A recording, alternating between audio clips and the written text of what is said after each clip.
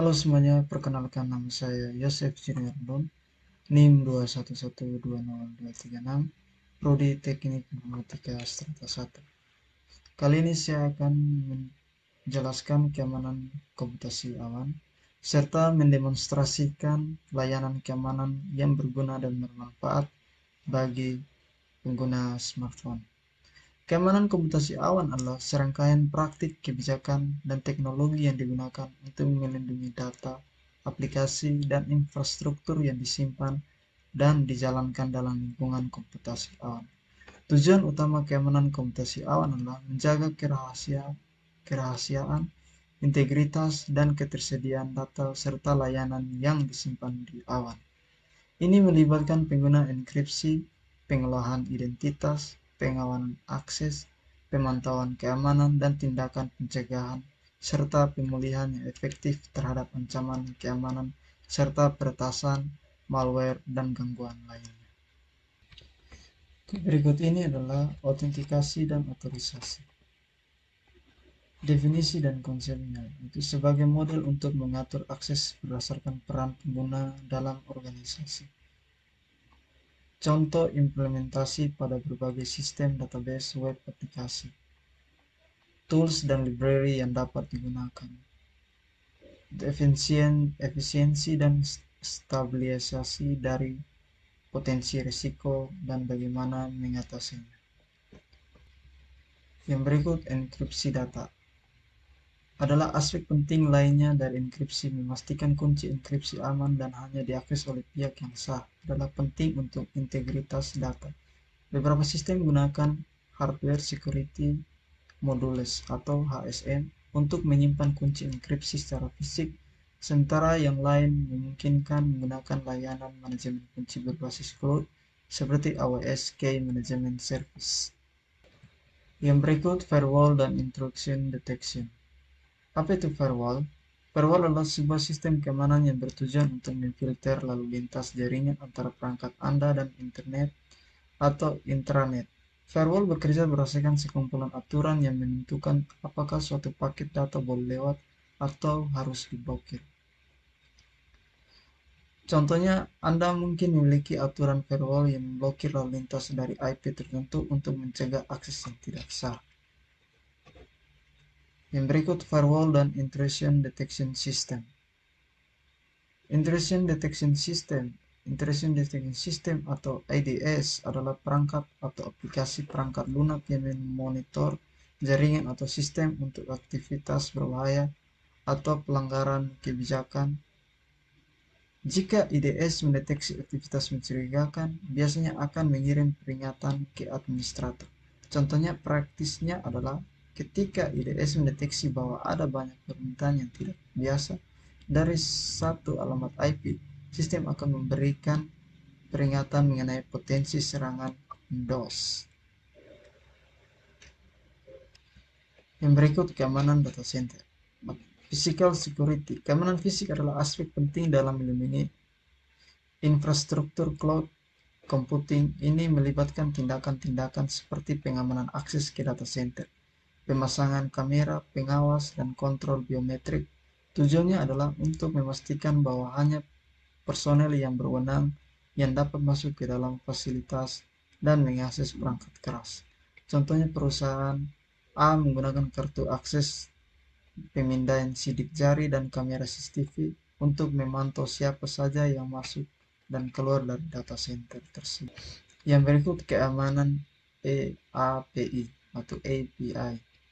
Auto dan token. Auto adalah cara memberikan izin kepada suatu aplikasi agar bisa mengakses informasi Anda di aplikasi lain tanpa perlu memberikan kata sandi. Misalnya, saat Anda menggunakan fitur login dengan Google di suatu aplikasi, Anda sebenarnya memberi izin aplikasi itu untuk mengakses info akun Google Anda. Token seperti itu tiket masuk yang diberikan oleh Google ke aplikasi tersebut sebagai bukti bahwa Anda telah memberikan izin. Dengan token ini, aplikasi bisa mengakses info Anda tanpa perlu mengetahui kata sandi Anda. Yang berikut, Virtual Private Cloud atau VPC. Rate limiting. Rate limiting adalah mekanisme keamanan yang membatasi jumlah permintaan yang dapat dilakukan ke suatu API dalam jangka waktu tertentu, biasanya untuk mencegah penyalahgunaan. Misalnya, API cuaca mungkin membatasi Anda untuk melakukan maksimal 100 permintaan per menit. Jika Anda melebihi batas tersebut, API akan mengembalikan error berkode 429, too many requests. Oke, berikutnya saya akan mendemonstrasikan layanan keamanan yang saya gunakan, yaitu aplikasi Facebook dengan layanan keamanan autentifikasi dua faktor. Autentifikasi dua faktor itu berfungsi untuk ketika ada perangkat yang tidak sah atau perangkat yang lain masuk ke akun Facebook kita, dengan sendirinya kode verifikasi akan muncul di ponsel kita. Itu tergantung misalnya kita membuat autentikasi dua faktornya menggunakan nomor HP atau email. Jadi di sini saya akan mendemonstrasikan cara menggunakan autentifikasi keamanan dua faktor yang berguna dan bermanfaat bagi pengguna smartphone. Oke, di sini saya akan membuka Facebook. Oke, di sini Facebooknya saya sudah masukkan kata sandi dan email. Lalu kita masuk.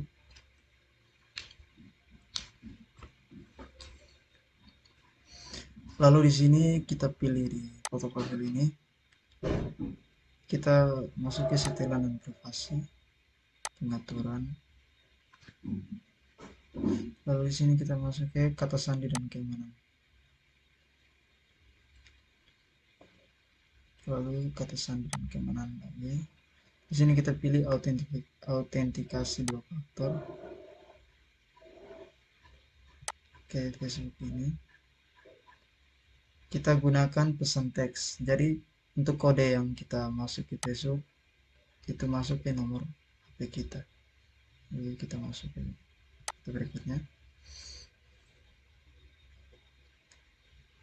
Oke, nomor ini sudah benar.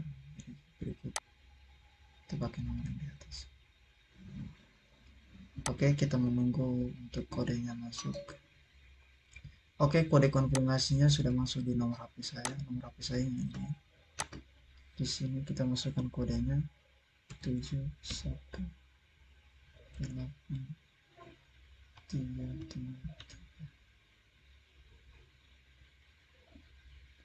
Lalu berikutnya.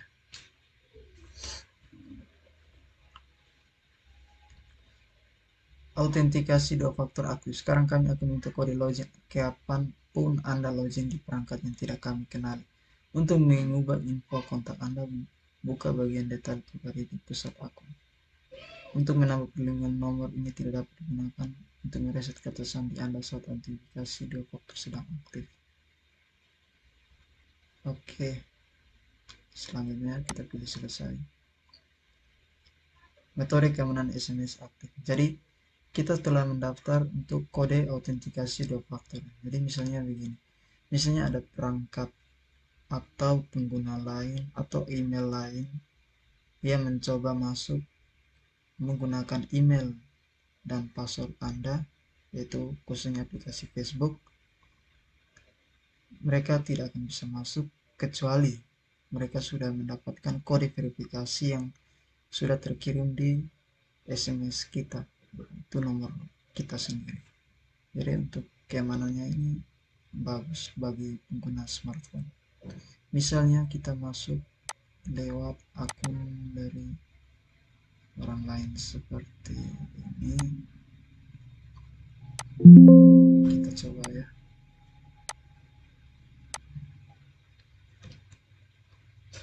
Facebook.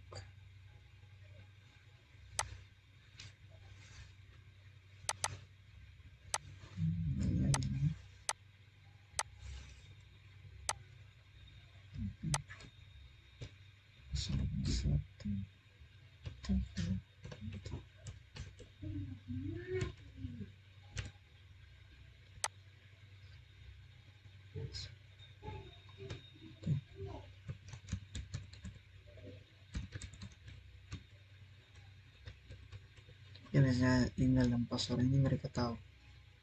Jadi kita coba masuk.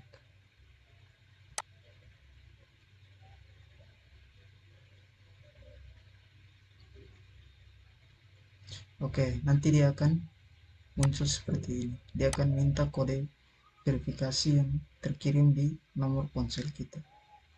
Akun Anda membutuhkan autentifikasi 2 faktor yang merupakan langkah login tambahan ini. Setujui dari perangkat lain. Kami sudah mengirim notifikasi ke perangkat Anda yang login. Lihat notifikasi Facebook di tempat Anda sudah login ke akun dan setujui login untuk melanjutkan. Oke. Untuk login ini dia sudah muncul di kodenya, itu muncul di ponsel saya. Oke, di sini kodenya sudah masuk di nomor HP saya. Itu kalau misalnya kita berikan ke orang tersebut untuk masuk di akun Facebook kita, mereka bisa masuk. Kalau kita tidak berikan, mereka tidak bisa masuk. Oke, seperti itu. Jadi untuk demonstrasi layanan keamanan komputasi awan bagi pengguna smartphone, saya rasa cukup sampai di sini. Sekian dan terima kasih.